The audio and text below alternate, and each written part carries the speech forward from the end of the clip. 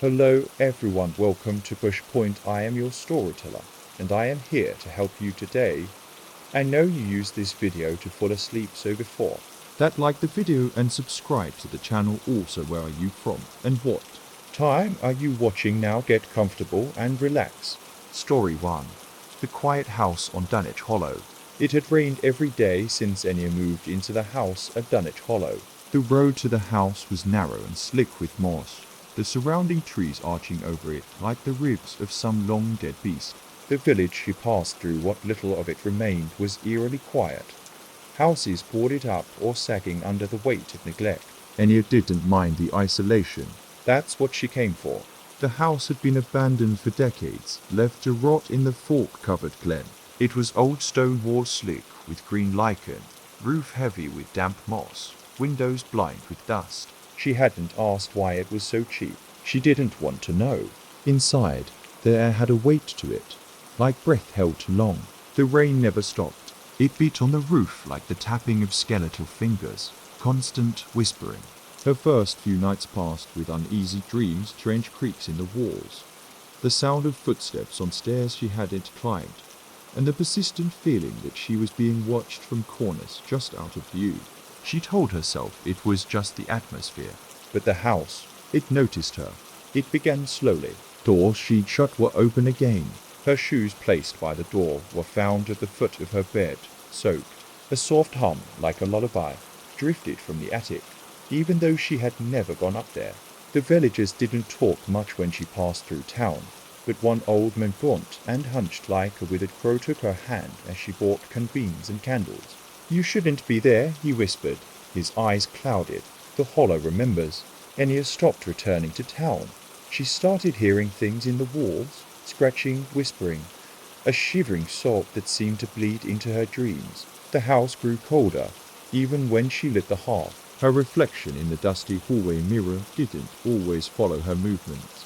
Once, she turned too quickly and saw something standing behind her. Just a glimpse of face, grey and bloated, eyes like soaked ash, but enough. The attic door had no lock, and yet each morning it hung open a little more. Inside, the wooden steps were rotted, but she climbed them anyway, drawn by the lullaby that never ceased. At the top, there was a child's room perfectly preserved. Toys lay scattered across the floor, soaked in a dampness that never dried. A mobile dangled from the ceiling, turning with no breeze. On the bed sat a ragged doll with black buttons for eyes. It smiled at her. She never remembered leaving the attic, but each night she'd wake in her bed, heart pounding, hands muddy and cold.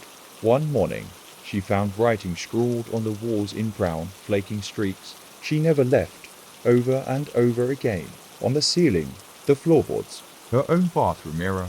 She tried to leave, packed her things and drove, but the road curved endlessly through mist and shadow, always bringing her back to the front of the house. The rain grew louder, insistent, as if trying to speak. In her final days, the house no longer waited. It showed itself in full, long fingers slipping from doorways, faces pressed against windows, mouthing silent screams, a child's laughter echoing in her skull. She no longer slept. The villagers, some said, saw her once more, standing in the rain, staring out across the hollow, eyes blank, clothes soaked, silent. They say the house claimed her. The rain still falls on Dunwich Hollow, never stopping, and in that quiet house, behind the attic door, the doll still smiles. Story 2.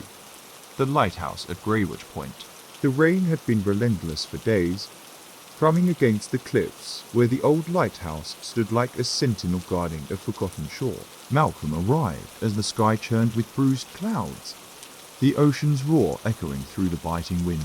The caretaker's contract was brief, a month to keep the light burning until the new automated system came online. Alone, no neighbours, no radio signal, just the endless grey swell of sea and sky. Malcolm welcomed the silence.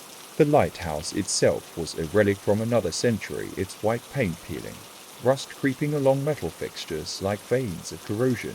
Inside, the scent of salt and mould clung to every surface. The stairs spiraled upward in a dizzying coil, leading to the lantern room where the great Fresnel lens waited like a ghost. The first night, the wind pressed against the panes, a low, persistent moan that sounded almost like voices carried in from the waves. Malcolm brushed it off as the storm settling in. But the storm didn't settle. Each night grew longer and heavier. Shadows lengthened, slinking along the curved walls, flickering with the lantern's beam. Malcolm started hearing footsteps on the metal stairs when he was sure he was alone. The sound was faint wet, deliberate but impossible to ignore. He told himself it was the wind again. The lighthouse had a diary from the previous keeper, tucked in a battered drawer. He read it by candlelight. The entry started routine, but soon became erratic mentions of strange lights offshore, voices calling across the fog, and a creeping dread that no storm could wash away. A name appeared repeatedly. Edda. The old keeper wrote of her as if she were a spectre haunting the cliffs, a woman lost to the sea decades ago. Her ship foundered on a moonless night. Her body never recovered. Local legend said her spirit returned, wandering the lighthouse, waiting. Malcolm's sleep fragmented into restless, half dreams filled with salty mist and a chilling presence hovering at the edge of sight. Sometimes he'd awaken to the faint melody of a lullaby drifting through the tower, an impossible sound in the midst of the storm. One evening, the fog rolled in so thick it pressed against the windows like living smoke. Malcolm watched the beam cut through the haze, catching shapes moving just beyond its reach, figures standing on the cliffs, silhouetted by lightning flashes. He left the lantern room to confront them, but the stairs groaned beneath his feet and the shapes vanished like mist in sunlight. Back in the keeper's quarters, the diary lay open on the table. A new entry, one he hadn't seen before, written in a hurried scrawl. She comes again tonight. I can hear her weeping beneath the waves. The light must not go out.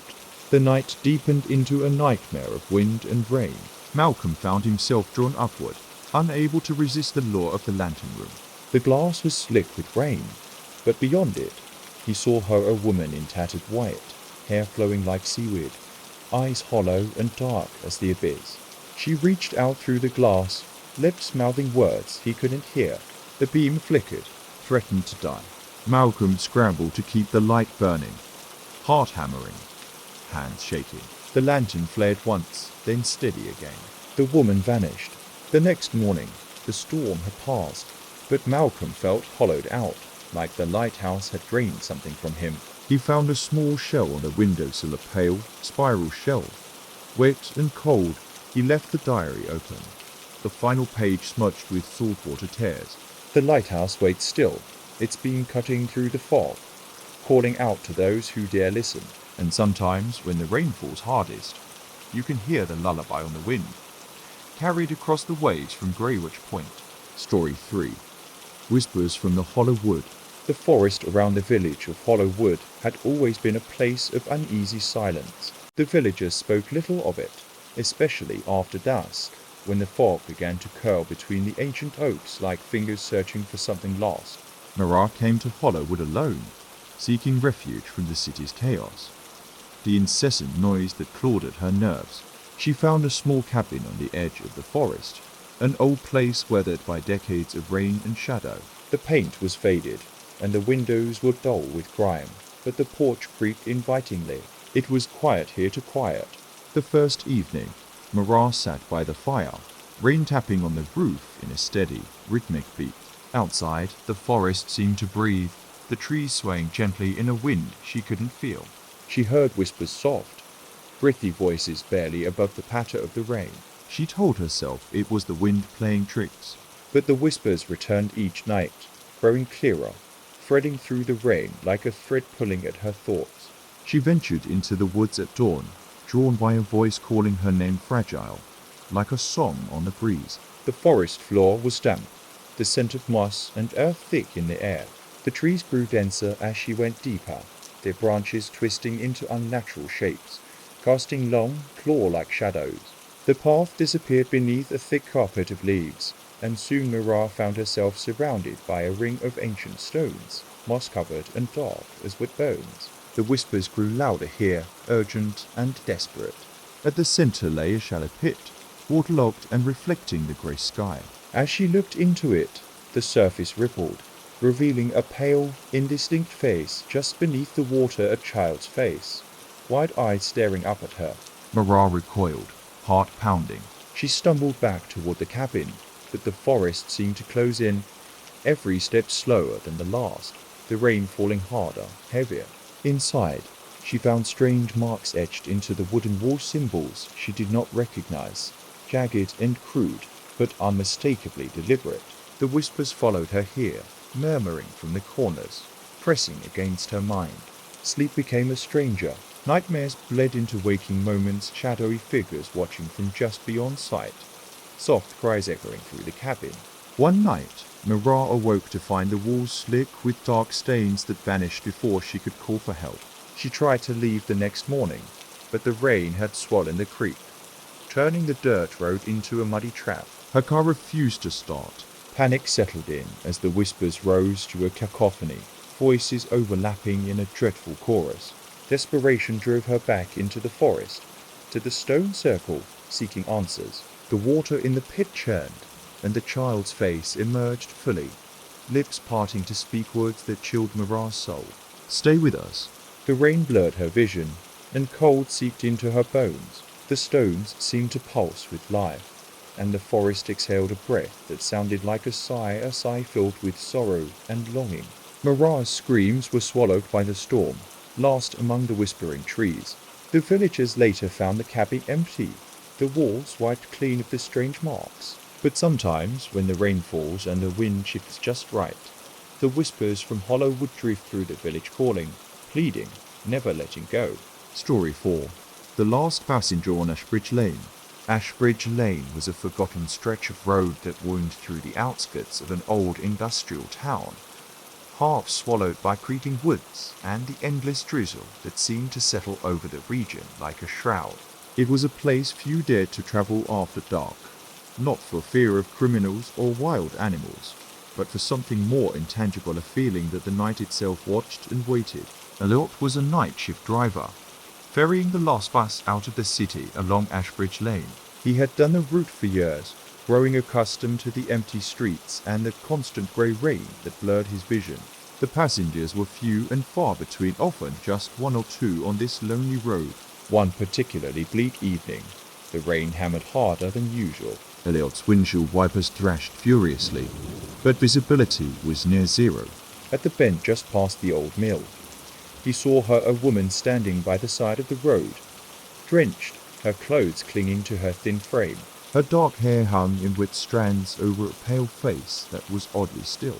He pulled over, the bus's interior light flickering faintly. She stepped aboard without a word, her eyes never meeting his. Elliot glanced at the route schedule.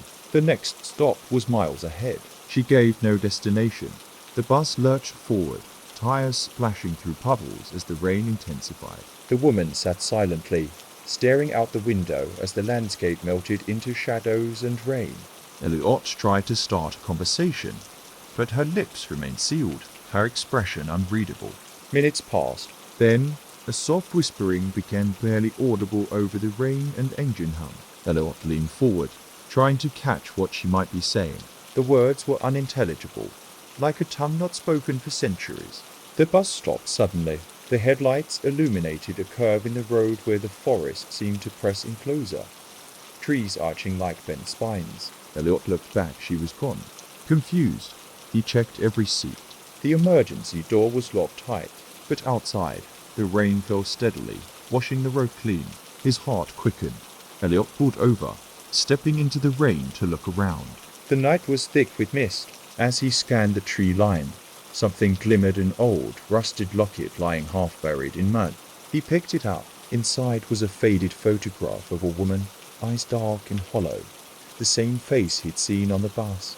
The radio crackled to life behind him, static at first, then a voice, whispering, "Ashbridge Lane, don't stop, or she'll come again."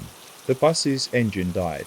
Elliot returned quickly, heart hammering. The door slammed shut behind him, but the woman was nowhere to be found. Only the rain's steady drumming and the faint scent of something damp and decayed lingered. He tried the ignition, nothing. Hours passed. The rain softened into a mist, and dawn was bleeding through the trees when the first car finally found the bus, parked empty on the side of Ashbridge Lane. Elliot was never seen again. Local legend says On rainy nights, the last passenger waits silently, boarding the bus just beyond the old Milha whispers carried by the wind, luring drivers into the fog where they disappear forever. Story 5. Beneath the Weeping Bridge. The rain was relentless, washing the small town of Larkspur in a never-ending grey veil. Underneath the ancient stone arch of Weeping Bridge, water poured in dark, oily patches, reflecting the twisted shadows of skeletal trees that lined the riverbank. It was said the bridge wept for the souls lost beneath its arches, whispers of tragedy carried in the ceaseless rain. Julian had returned to Larkspur after nearly a decade, drawn by a letter from his estranged brother, Thomas. The letter was brief, almost frantic. "Come back. Something's wrong beneath the bridge." Julian had avoided the town for years, but something about the urgency in Thomas's handwriting unsettled him. He arrived just as dusk swallowed the streets, the rain misting the cracked pavement and chilling his bones. The town felt hollow, shops shuttered, lights dimmed. Julian found Thomas's house empty, save for a damp diary on the kitchen table. The pages were stained and torn, the handwriting shaky. Thomas wrote of strange sounds beneath the bridge, low murmurs in the current, something like weeping and laughter woven together in a haunting melody. At night, he said, shadows moved beneath the arches, and a cold seeped into his dreams. Julian decided to see for himself. The bridge loomed as a silhouette against the dark sky, its stones slick with moss and rain. He stood at the edge, peering into the swirling water below. The river was swollen, thick with mud and debris, but amid the turbulence, he thought he saw faces pale, fleeting, submerged just beneath the surface. As he stepped closer, the rain intensified, drumming on the stone like the heartbeat of the earth itself. A voice of soft, trembling subrose from the water. Julian's breath caught. He scanned the riverbank, but the fog clung thickly, swallowing sound and sight. He reached into his pocket and pulled out an old key he'd found in Thomas's diary, rusted and cold. The diary mentioned a hidden cellar beneath the bridge, an old storage vault forgotten by time. Julian traced his fingers along the damp stones and discovered a loose slab.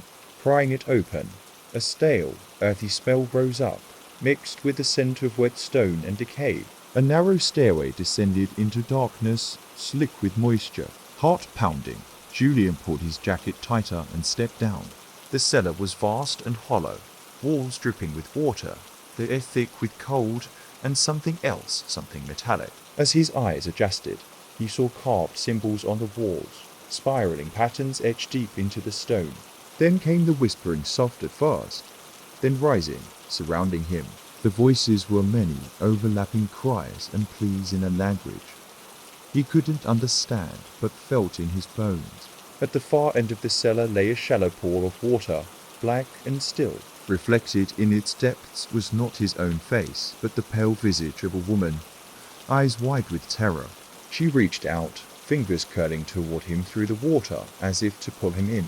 Julian stumbled back, heart hammering, but the shadows shifted.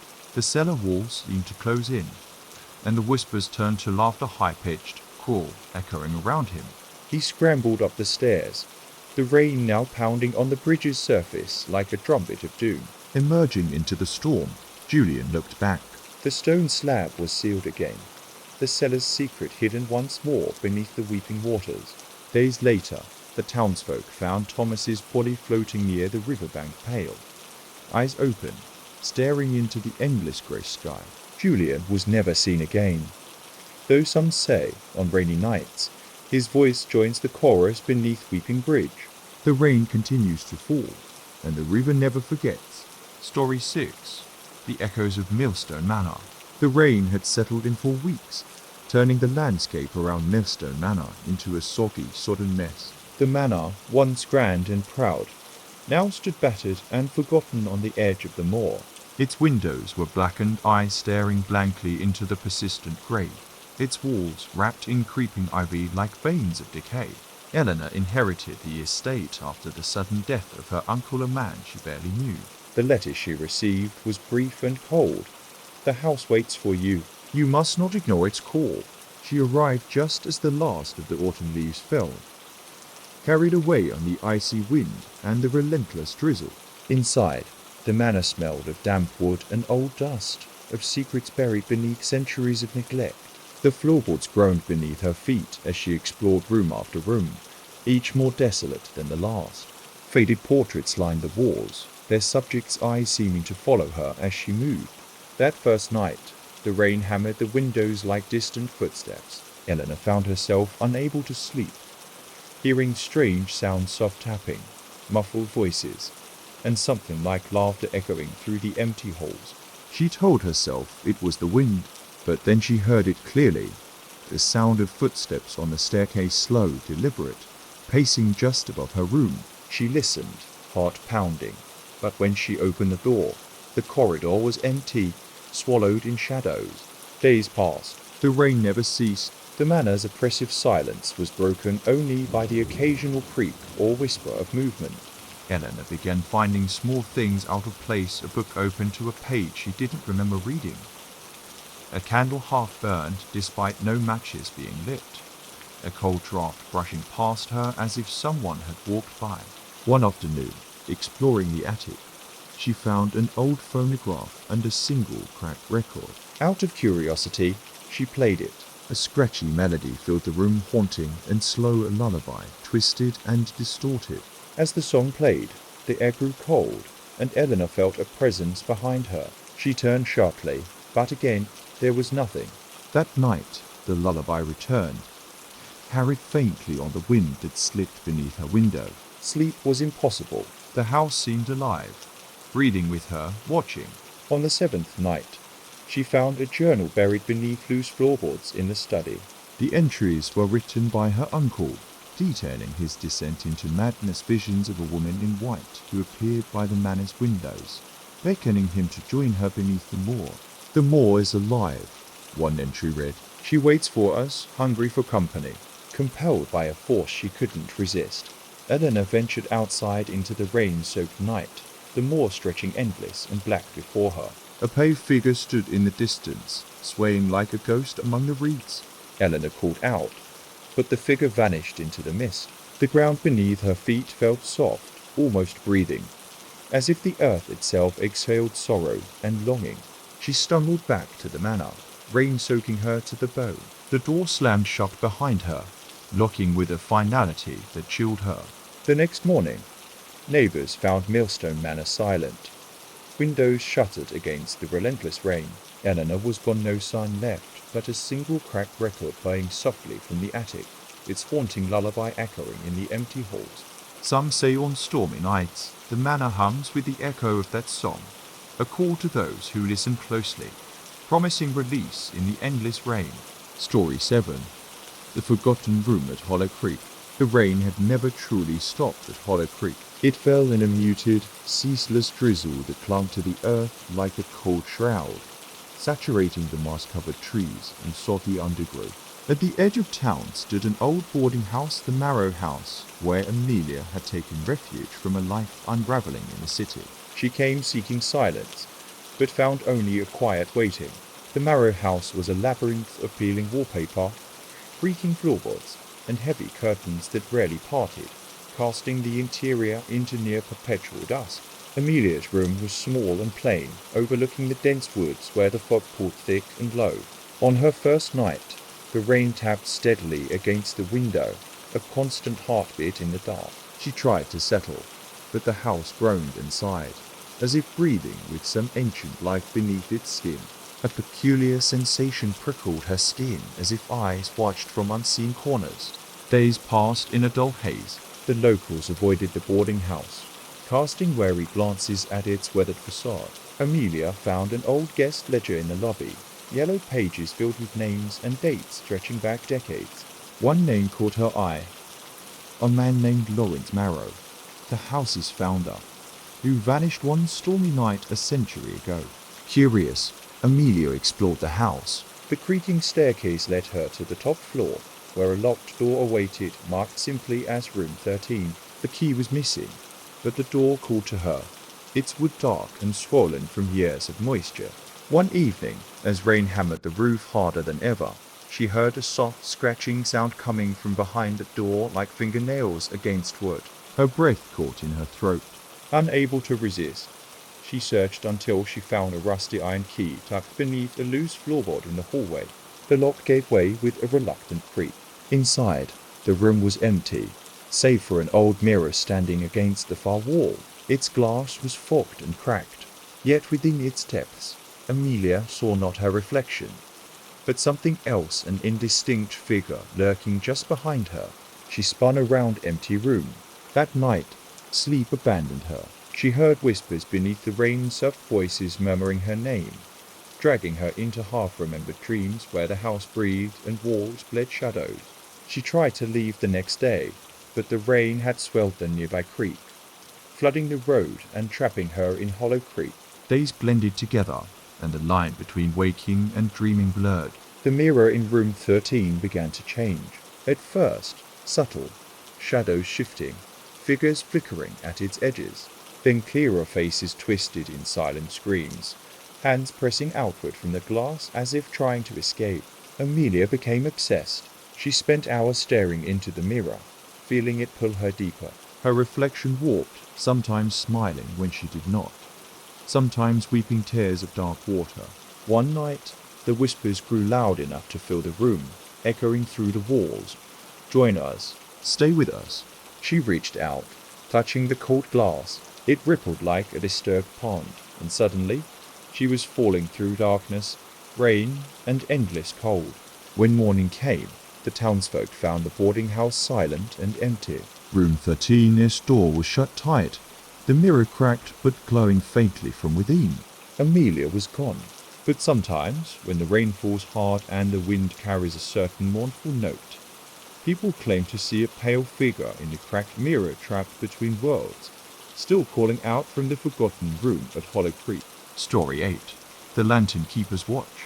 The rain had become a constant companion to the lonely stretch of coastline where the old lighthouse stood. Its beam, a wearier piercing through the mist, swung rhythmically over the churning sea and jagged cliffs below.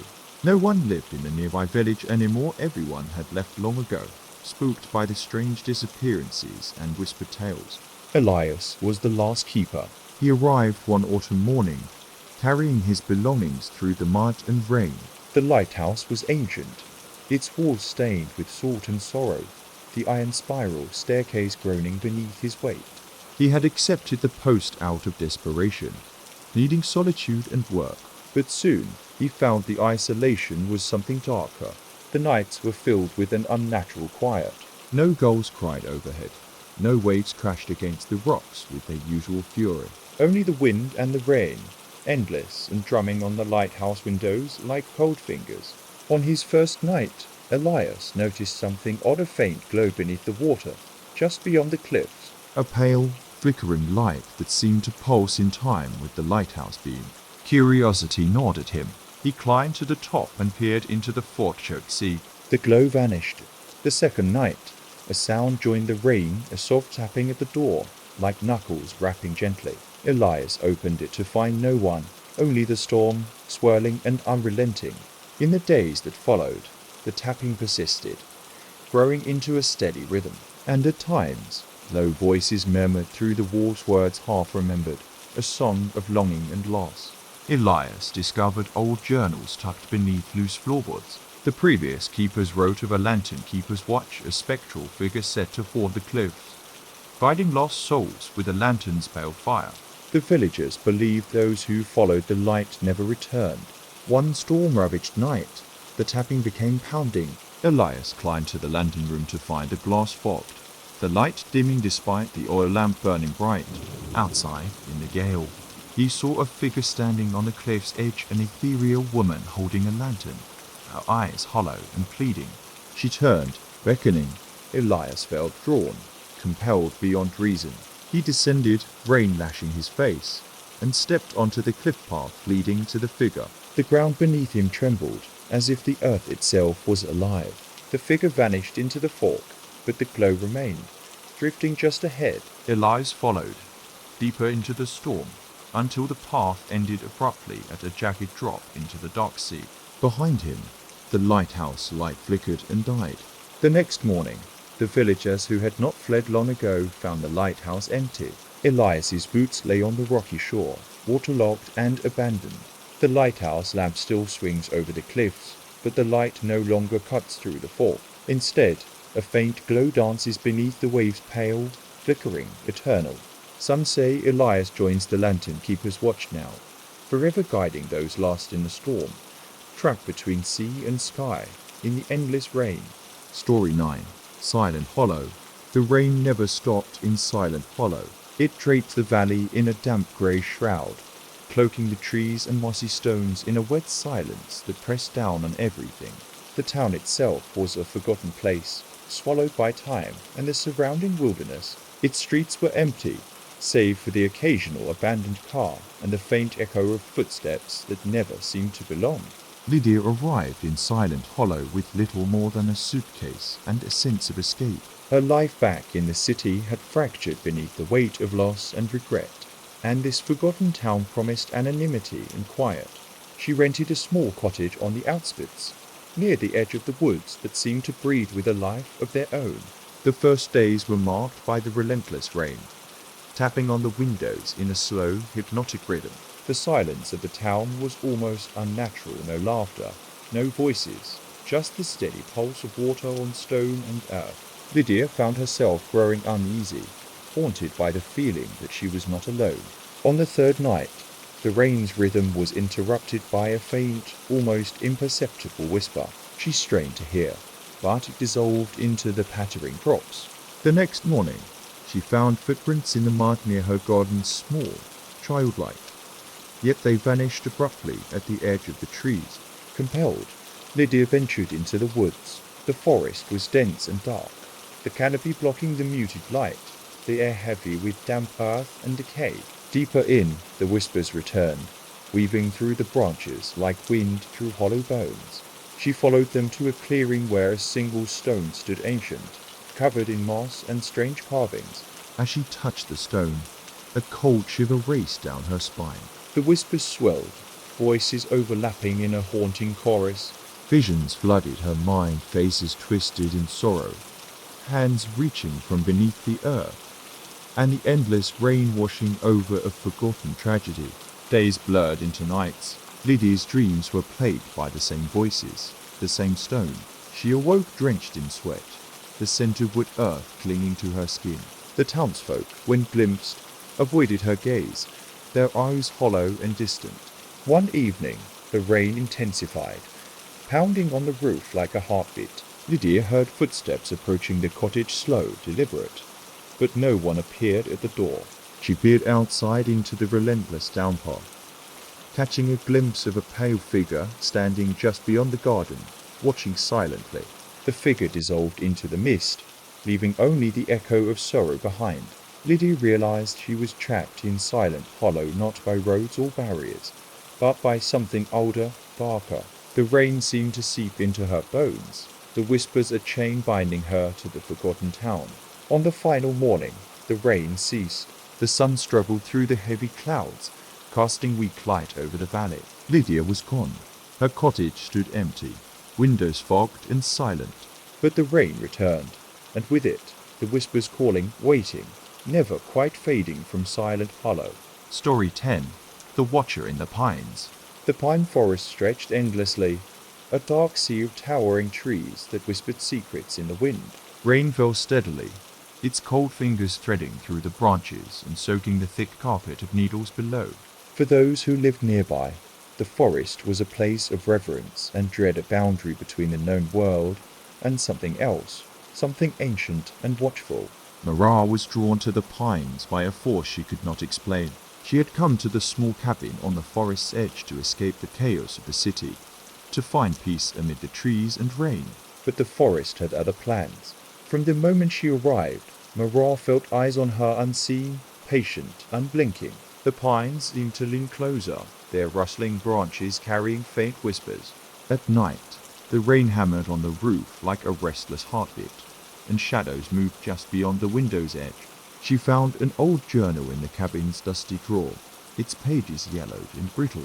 It belonged to the previous occupant, a man named Joseph, who had vanished without a trace months before Mara's arrival.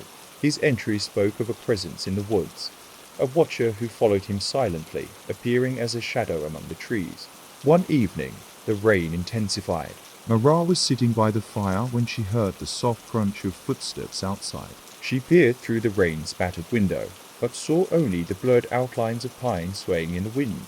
Still, the feeling of being watched tightened around her like a noose. She stepped outside, rain soaking through her clothes, and walked into the forest. The air was thick with mist, the ground slick beneath her feet. As she moved deeper, the whispers began. Soft voices carried on the rain, speaking in a language she did not know but understood with chilling clarity. Stay, watch, never leave. The trees parted, revealing a small clearing. At its center stood a stone altar, covered in moss and carved with symbols that pulsed faintly in the dim light. Mara's breath caught. The watcher was here. A shadow detached itself from the trees, a tall, indistinct figure cloaked in darkness. Its eyes gleamed faintly like embers, unblinking and ancient. Mara froze as it raised a hand, beckoning. She wanted to run, but found herself rooted to the spot, drawn toward the altar and the figure's silent command. The rain around her seemed to thicken, growing heavier, heavier still until it drowned out everything else. The forest held its breath. When Mara's friends came searching days later, they found the cabin empty, the fire cold and ashes scattered by the rain. In the clearing, the stone altar was cracked, and the moss disturbed, but Mara was gone. Only the rain remained, falling endlessly through the pines, carrying the watcher's silent promise that no one leaves the forest once they have been seen. Story 11. Whispers beneath the ashes. The rain fell like a veil over the charred remains of Ash Hollow. The town had burned to the ground months ago, a conflagration sparked by an unknown cause that swallowed homes, memories, and lives in relentless flames. The forest around the ruins drank the falling water greedily, steam rising in ghostly wisps from the blackened earth. Elena was the last to return, drawn by something she couldn't name, a pull deeper than grief or curiosity. Her family's home had been among those consumed by fire, yet here she stood amidst the ruins, the sky weeping over the skeletons of walls and collapsed roofs. The air smelled of wet ash and forgotten sorrow. She set up a small camp amid the ruins, wrapped in a threadbare blanket, the rain drumming softly on her makeshift shelter. Night after night, she heard faint whispers carried on the wind, soft voices entwined with the crackle of dying flames. They seemed to come from beneath the ashes themselves. One evening, as the rain slowed to a gentle patter, Elena discovered a buried metal box amid the rubble. Its edges were rusted, the lock broken. Inside, she found letters, photographs, and a small, charred diary. The diary belonged to a man named Samuel, who had lived in Ash Hollow decades before the fire. His entry spoke of a secret buried beneath the town, something the earth was trying to keep hidden. He wrote of the whispers beneath the ashes, voices that called at night, promising answers for those who would listen. Elena felt a cold dread creep over her as she read. The last entry was a frantic scrawl. They watched from below. The fire was no accident. The earth must not be disturbed. Do not listen to the whispers. That night, as the rain intensified, the whispers returned, louder and more insistent. Elena's dreams were filled with flickering flames and shadowy figures reaching from the scorched soil, their faces twisted in silent screams. Compelled by fear and fascination, she ventured deeper into the ruins, digging through ash and mud. Her fingers brushed something smooth and cold beneath the surface, an old stone door, etched with symbols worn by time. She pried it open, revealing a dark passage descending into the earth. The air was thick and damp, smelling of decay and something older, something waiting. As she stepped inside, the whispers became voices urgent, pleading, chilling. Shadows moved just beyond the flicker of her flashlight, and the earth seemed to pulse beneath her feet. Elena felt the weight of unseen eyes upon her as she descended further into the darkness, the rain above muffled into a distant memory. The townsfolk say that on rainy nights, the ruins of Ash Hollow whisper secrets no one dares to hear, and those who listen too closely never return from beneath the ashes. Story 12. The Hollow Men of Ravensbrück. The rain was relentless, an unending curtain that washed over Ravensbrück like a mournful hymn. The small village lay nestled between rolling hills and dense forests, but something was wrong, an invisible weight that pressed down on the streets and houses, dulling colors and muting sounds. Thomas arrived at Ravensbrück seeking a fresh start after years of drifting. The villagers welcomed him with cautious smiles, but their eyes were clouded with unease, as if they were hiding from something unseen. The village's heart was a crumbling stone church, its bell tower bent and broken. Thomas rented a room above the old apothecary shop, its windows rattling with every gust of wind and drop of rain. From his first night, Thomas sensed a presence watching him, something that lurked in the shadows and stirred the fog that curled through the streets. One evening, as the rain hammered the cobblestones, Thomas wandered near the churchyard. The iron gates were ajar, revealing graves tilted and moss-covered, the names eroded by time. A figure stood among the stones, a tall, gaunt man cloaked in black, his face hidden beneath a wide-brimmed hat.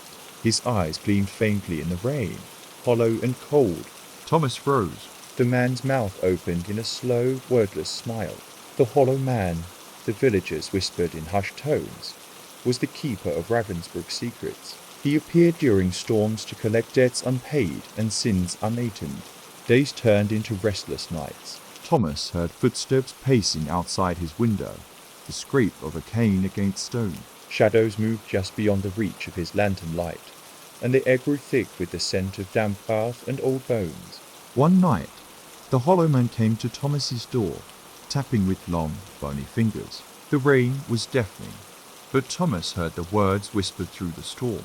You cannot hide from what you carry inside. The debt must be paid.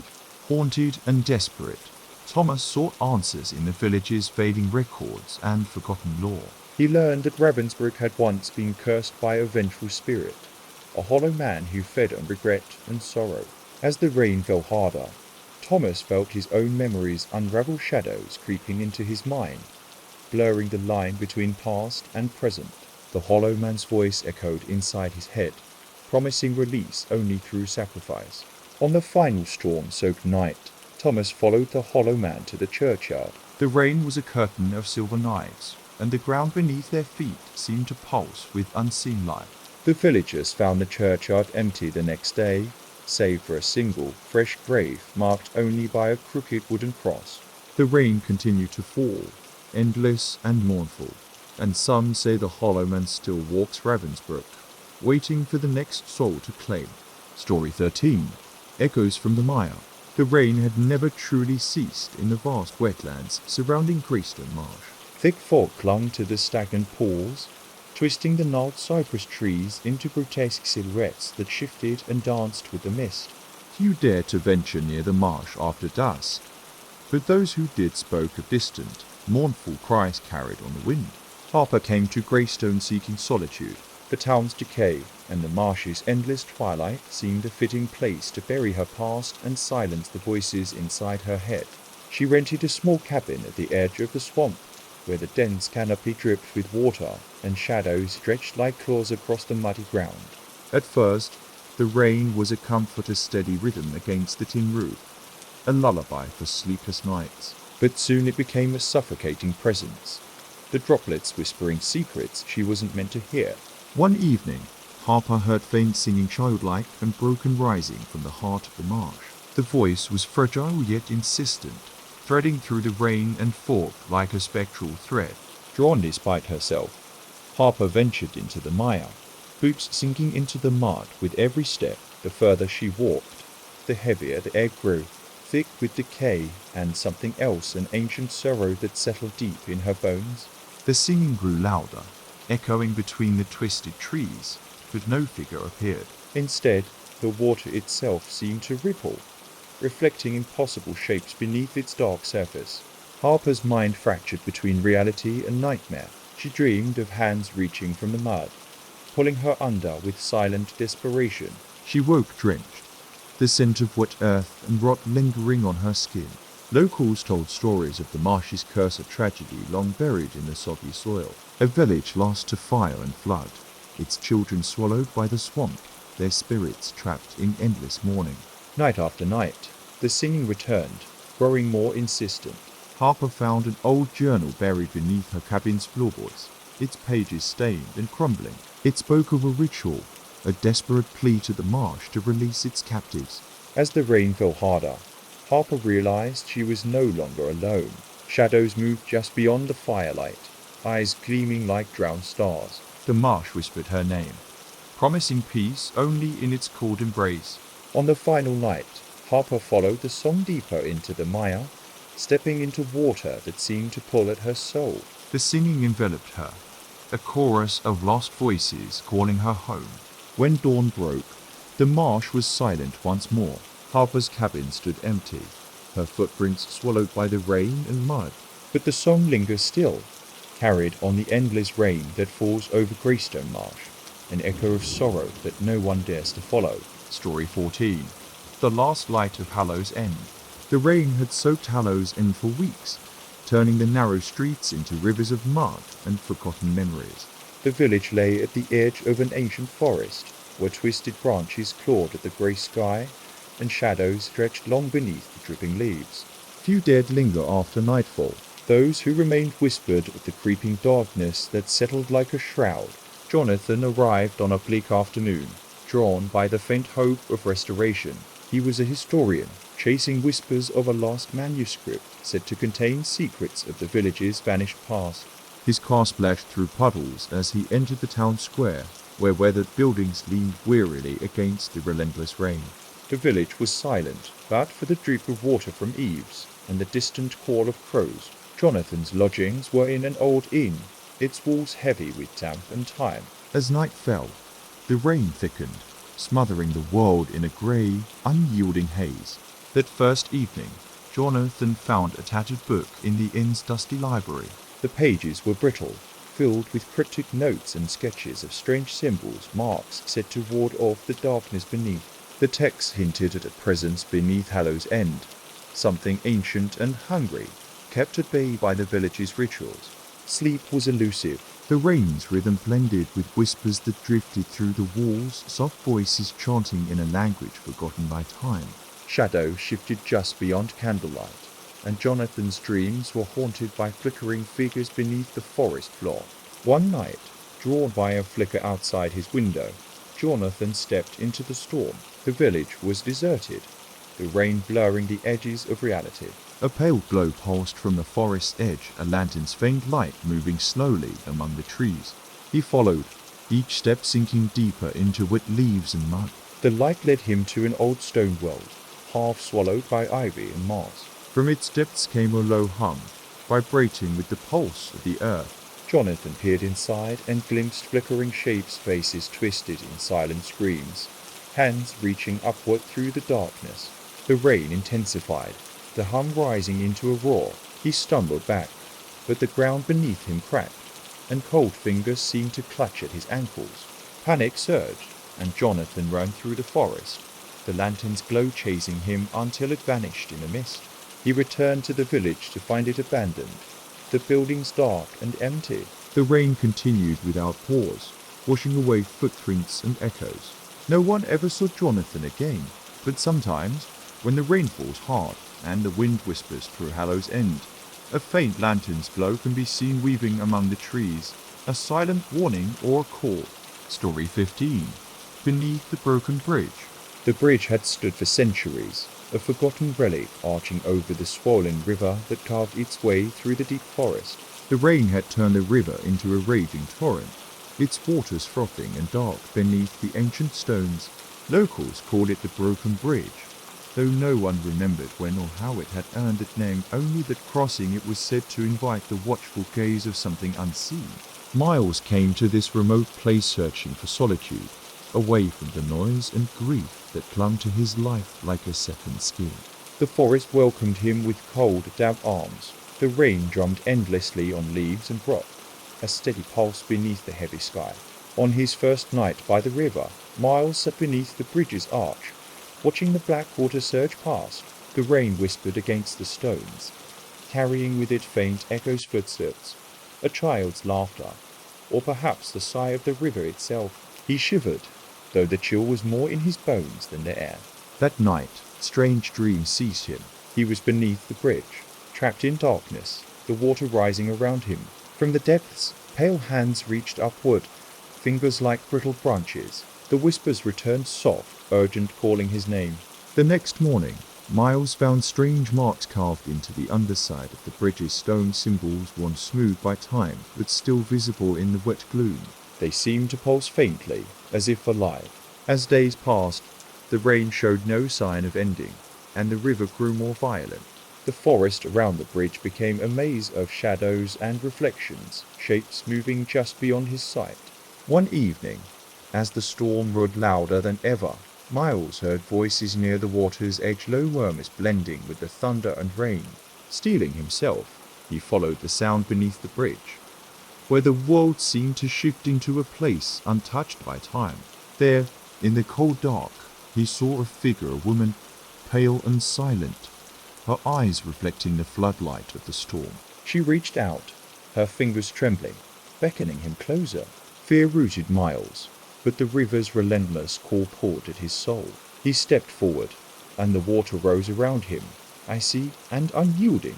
The rain's rhythm became a heartbeat, echoing in his ears as the figure vanished beneath the surface, leaving only the faintest ripple. When the storm finally broke, Miles was gone. The bridge stood silent and broken, the river rushing on beneath it, as if nothing had disturbed its endless flow. Locals still crossed the broken bridge, glancing nervously at the shadows beneath. Some say the woman waits there still, calling for those who wander too close, forever bound to the river's dark embrace. Story 16. The House at Bleeding Creek. Bleeding Creek got its name from the river that cut through the dense forest like a jagged wound.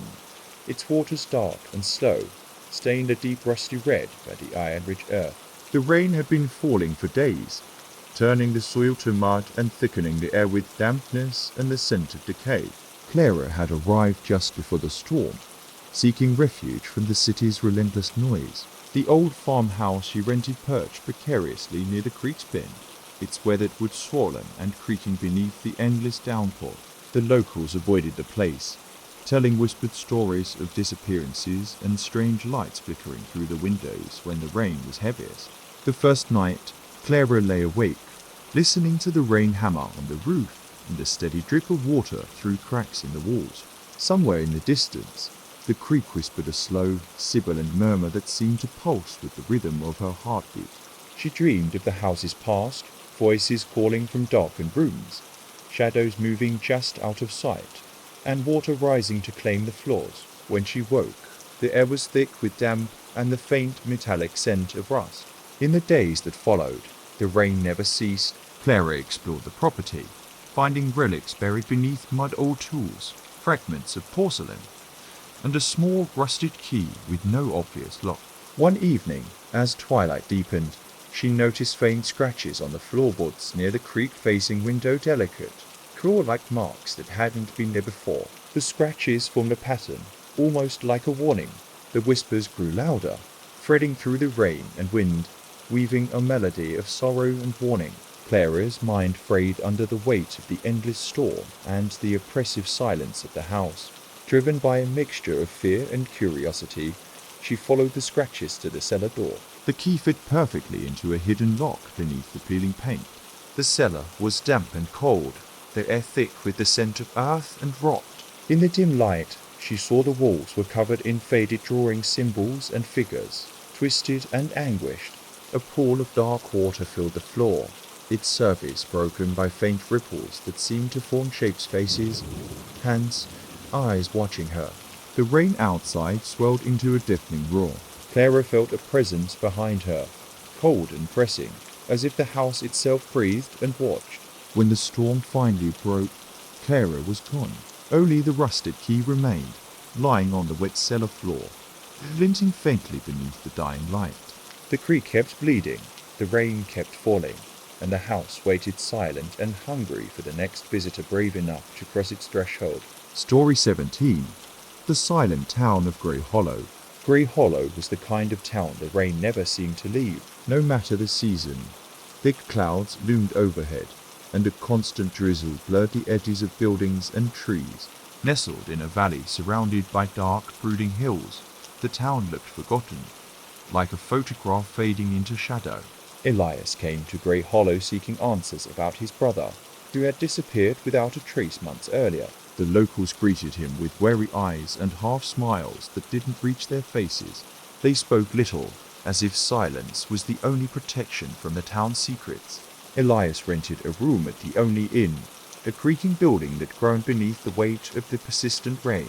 At night, the sound of water tapping on window panes mingled with the faint hum of something else, an almost imperceptible vibration that set his nerves on edge. The town was strangely still. People moved like shadows, their faces obscured by the rain and fog. Streets twisted unexpectedly. Alleys appeared where maps showed none, and the very air seemed heavy, as if it absorbed sound and light. Elias noticed that no one ever spoke of the disappearance. His inquiries were met with tight lips and averted gazes. The rain outside deepened, its steady fall blurring reality. One evening, Elias wandered the empty streets until he reached the old cemetery, where weathered stones leaned in the wet earth. A thick mist curled around the graves, and the rain softened into a whisper. There, he found a fresh grave with no name, just a crude cross carved from bark. His heart tightened as he knelt to examine the soil. Something pressed against his hand beneath the wet dirt, a folded piece of paper, damp and fragile. Inside was a note, scrawled in shaky handwriting. Do not trust the rain. It carries the silence. The nights grew darker. Elias began hearing footsteps outside his window, soft, deliberate, pacing in rhythm with the rain. Whispers floated through the walls, promising truths and warning of danger. In his dreams, the rain transformed into a curtain of shadow, and figures emerged hollow-eyed, silent, their mouths sewn shut. They reached for him, pulling him toward the mist-shrouded hills. One morning, the inn was empty, the bed unmade, the rain still falling steadily, washing away footprints and memories.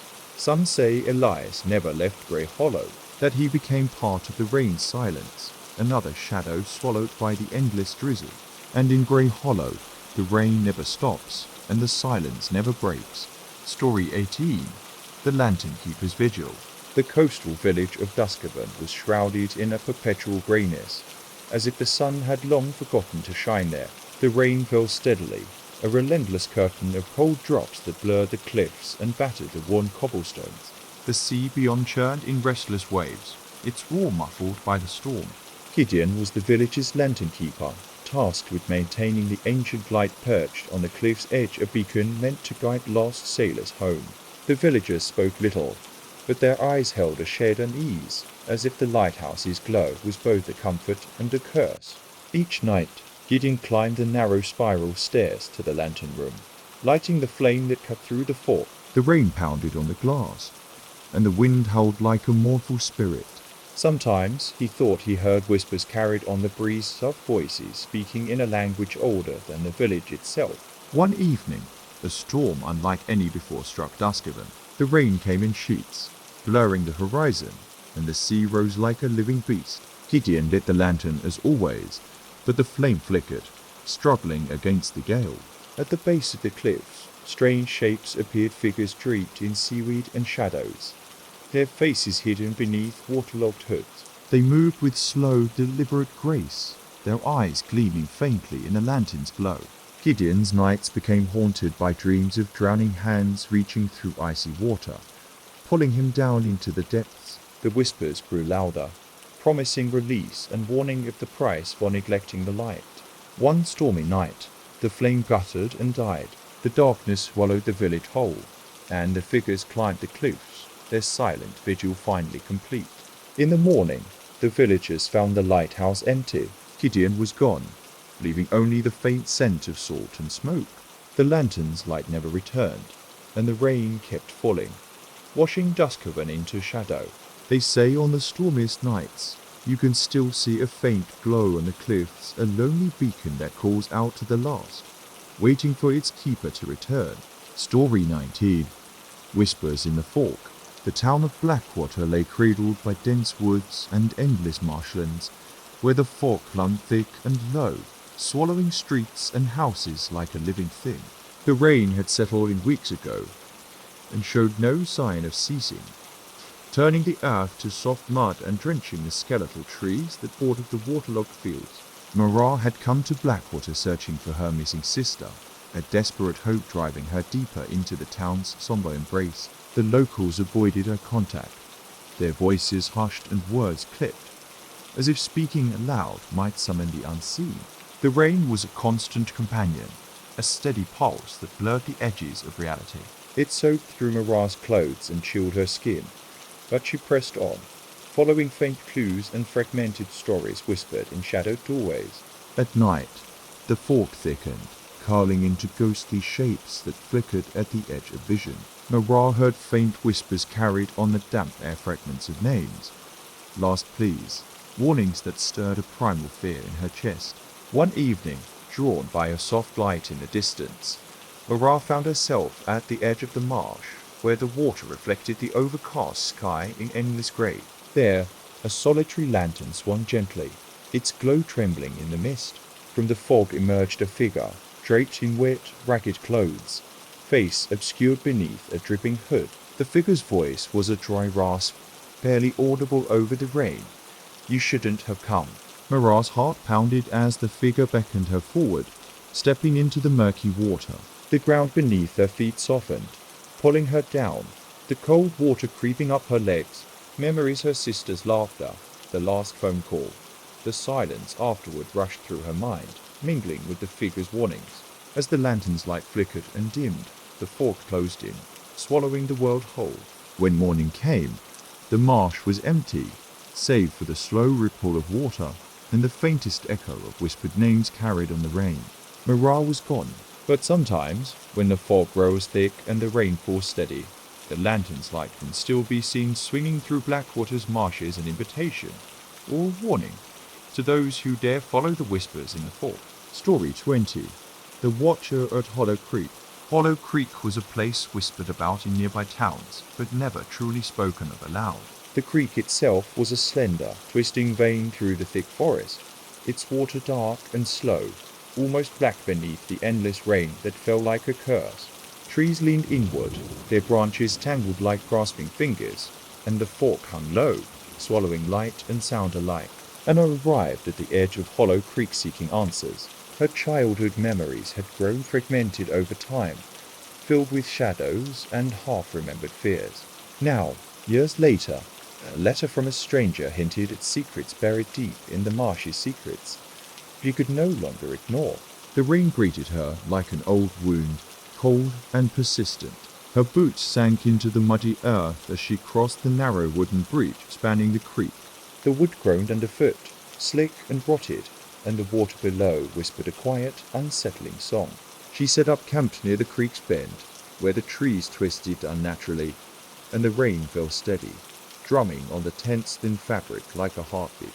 Night after night, the darkness seemed to thicken, pressing close, wrapping her in a silent dread. At first, it was subtle, a pair of eyes reflecting in the rain-soaked brush, distant sounds that vanished when she turned to look, the faintest breath of movement beside the creek. But as days passed, the sense of being watched grew unbearable. One evening, the rain slowed, falling in a steady, mournful drizzle, and Anna noticed a figure standing on the far bank, still and silent, cloaked in wet shadows. The figure's eyes glowed faintly, reflecting the dim light like dying embers. She called out, voice trembling, but the figure did not respond. Instead, it vanished into the fog, leaving only a cold silence. Her dreams became haunted by the watcher in endless waiting, eyes that pierced through darkness, and a voice like the creek's slow murmur calling her name. On the final night, as the rain fell soft and steady, Anna awoke to the sound of footsteps just outside her tent. The air was thick and cold, and the watcher's presence was overwhelming. When dawn broke, only the empty camp remained. The creek flowed on, dark and silent, as if nothing had disturbed its endless vigil. They say the watcher waits still, beneath the endless rain and tangled trees, guarding the secrets of Hollow Creek, waiting for the next wonder to close, to hear the whispers beneath the water, and to vanish into the silence. Thanks for listening. If you made it to the end, let me know which story chilled you the most.